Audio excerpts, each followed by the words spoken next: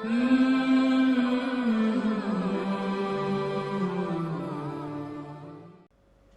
اللہ والصلاۃ والسلام علی رسول اللہ وبعد۔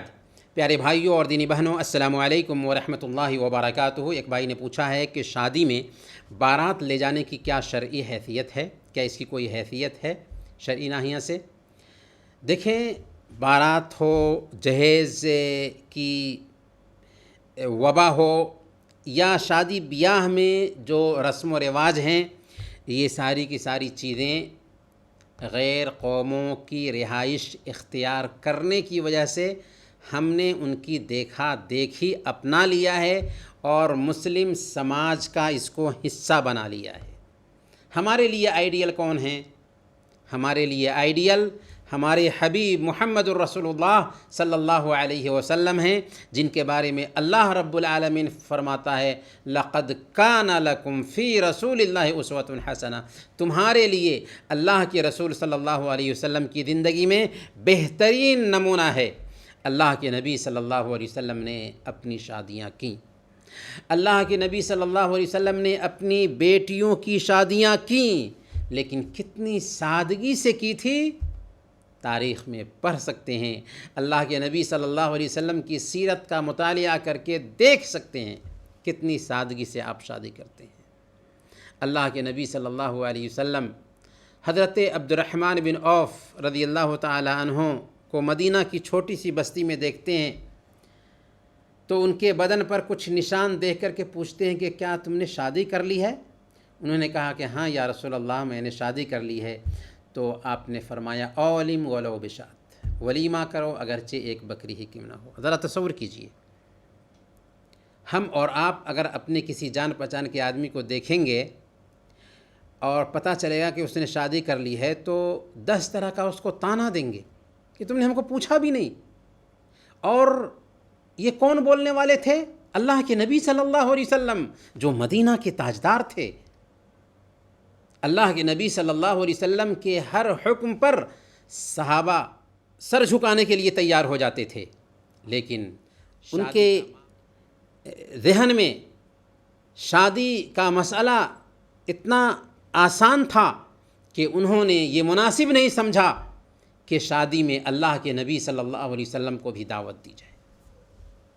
اس لیے اللہ کے نبی صلی اللہ علیہ وسلم نے بیان فرمایا اعظم النکاح برکتاً ایسرہ مؤونہ، برکت کے اعتبار سے سب سے بہتر شادی وہ ہے جس میں کم سے کم خرچ ہو۔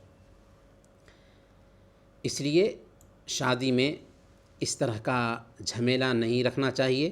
آپ کے پاس پیسے ہیں تو آپ کر لیتے ہیں، لیکن ان غریبوں کا کیا ہوگا جن کے پاس پیسے نہیں ہیں اور رات دن فکر مندی میں وہ گزار رہے ہیں کہ کیسے ہم اپنی بچی کی شادی کریں۔ شادی میں صرف ایک ولیمہ کا خرچ ہوتا ہے اور ایک مہر دینا ہوتا ہے۔ ولیمہ بھی لڑکے کو کرنا پڑتا ہے اور مہر بھی لڑکے کو ہی دینا پڑتا ہے، لڑکی کا کچھ خرچ ہوتا ہی نہیں شرعی ناحیہ سے۔ اس لیے ہمیں چاہیے کہ ہم سماج میں یہ جو جہیز کی لعنت، بارات کی لعنت آئی ہوئی ہے، اس لعنت کو اپنے سماج سے نکالیں۔ بارات اصل میں کیا ہے؟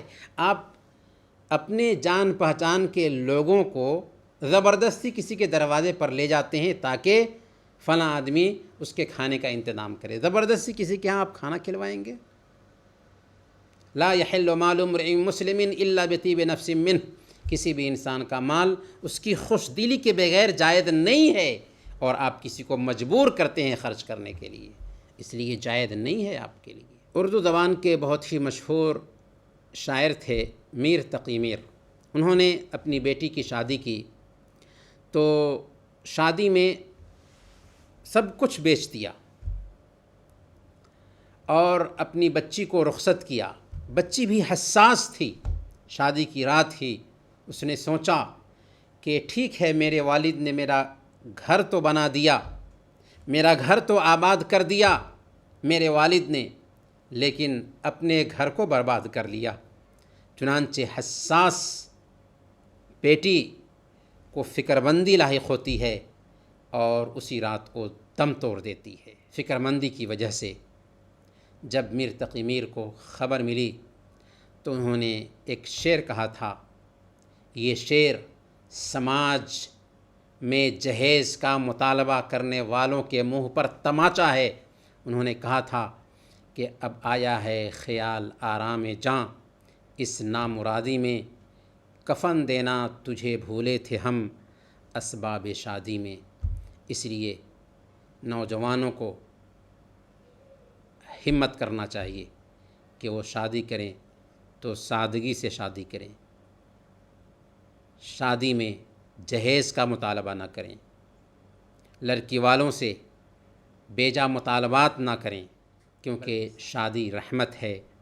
ہم نے اور ہمارے سماج نے اس شادی کو زحمت بنایا ہوا ہے۔ اللہ تعالی ہم سب کو شریعت کے مطابق جینے اور شریعت پر چلنے کی توفیق عطا فرمائے، آمین یا رب العالمین۔ وصلی اللہ علی نبینا محمد وعلی آلہ وصحبہ اجمعین۔